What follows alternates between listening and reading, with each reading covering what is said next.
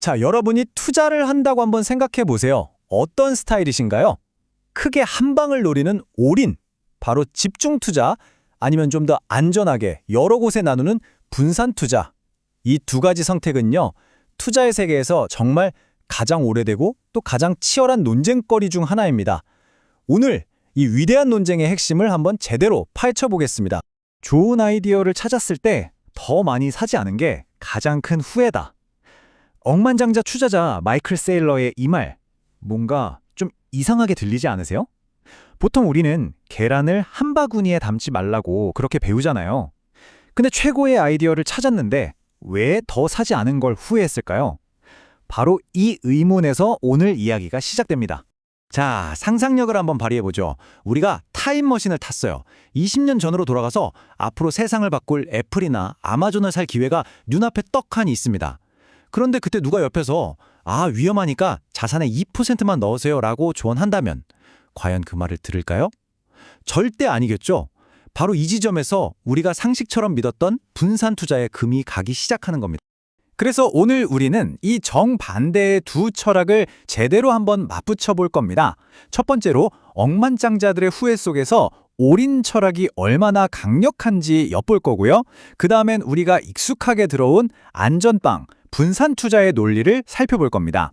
그리고 가장 중요한 마지막 순서, 이 두 갈래 길 앞에서 나는 어디로 가야 할지 그 해답을 같이 찾아보시죠.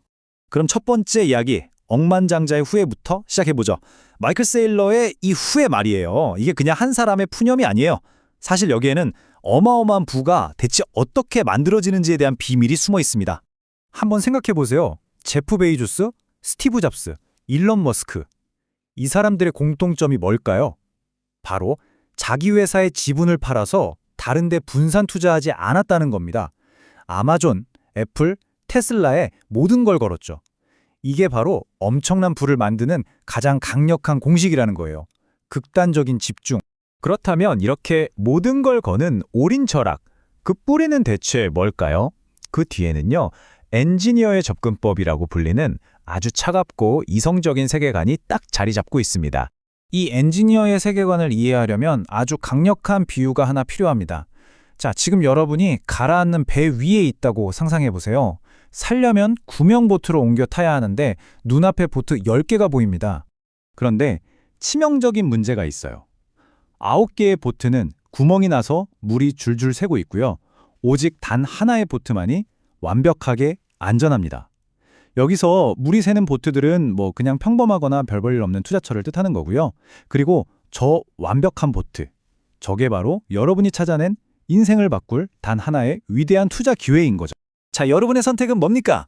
위험 분산이라는 그럴듯한 말에 속아서 사랑하는 가족들을 물 새는 보트 9개에 나눠 태우실 건가요? 아니면 안전하다고 100% 확신하는 단 하나의 보트에 모두를 태우실 건가요? 생존이 걸린 문제잖아요. 정답을 찾았다면 올인하는 게 유일하게 합리적인 선택입니다. 바로 이게 엔지니어의 세계관입니다. 비행기를 만들 때를 한번 생각해 보세요. 재료를 분산해서 구리, 강철, 나무를 섞어서 쓰지 않잖아요. 오직 최적의 재료, 알루미늄이라는 단 하나의 정답을 선택하죠. 왜냐? 다른 선택은 곧 추락을 의미하니까요.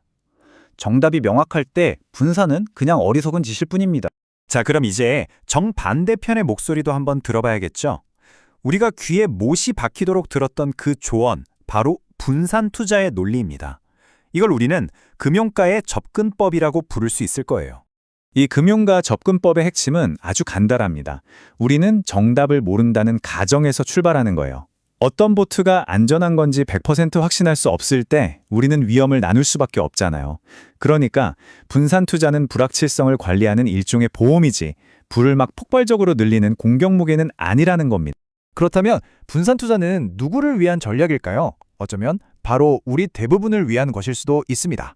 본업이 너무 바빠서 투자에 시간을 다 쏟을 수 없는 사람들, 아니면 이미 이룬 부를 공격적으로 불리기보다는 안정적으로 지키고 싶은 사람들한테는 최고의 선택이죠. 투자의 신 워런 버핏조차도 자기 아내한테는 그냥 S&P 500 지수의 분산 투자라고 조언했을 정도니까요.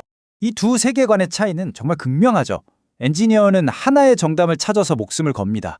반면에 금융가는 정답은 알 수 없다고 보고 확률 게임을 하는 거죠. 실패의 무게감도 완전히 달라요.